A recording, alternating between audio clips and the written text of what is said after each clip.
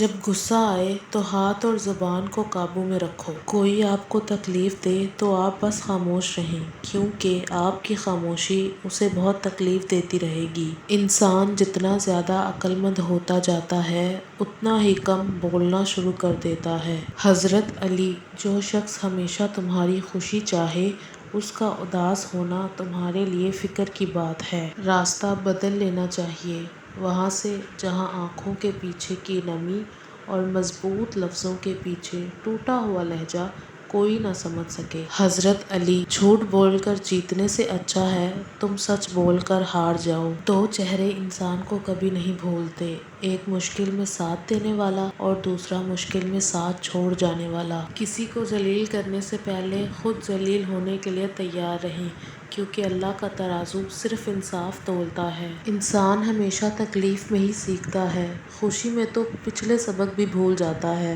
دل میں برائی رکھنے سے بہتر ہے کہ ناراضگی ظاہر کر دو۔ اگر خیالات میں گہرائی ہو تو کردار میں سادگی آ جاتی ہے۔ اللہ پاک آپ کو زندگی کی ہر خوشی اور ہر نعمت عطا فرمائے اور اپنے سوا کسی کا محتاج نہ کرے، آمین۔ سازشیں، غیبتیں، پیٹھ پیچھے وار، لوگ بھول بیٹھے ہیں یہ سارا تماشا اللہ تعالیٰ بھی دیکھ رہا ہے۔ انسان ہمیشہ اپنے اچھے اخلاق سے پہچانا جاتا ہے، ورنہ اچھی باتیں تو دیواروں پر بھی لکھی ہوتی ہیں۔ نصیب بے شک اللہ تعالیٰ کے ہاتھ میں ہے، مگر دعاؤں کا اختیار اس نے ہمیں دیا ہے، اور دعائیں ہی تو ہیں جو تقدیر بدلنے کی طاقت رکھتی ہیں۔ اپنوں کے ساتھ وقت کا پتہ نہیں چلتا، لیکن وقت کے ساتھ اپنوں کا پتہ ضرور چل جاتا ہے۔ انسان کو انسان سے دور کرنے والی چیزوں میں پہلی چیز زبان اور دوسری پیسہ ہے۔ یقین جانیں جو کسی کے ساتھ کچھ برا کرتا ہے وہ اپنی ذات میں اس کی سزا بھگت رہا ہوتا ہے، بس ہمیں خبر نہیں ہوتی۔ شکر ادا کرنے کی وجہ نہیں ڈھونڈنی چاہیے بلکہ عادت ڈالنی چاہیے، کیونکہ شکر گزار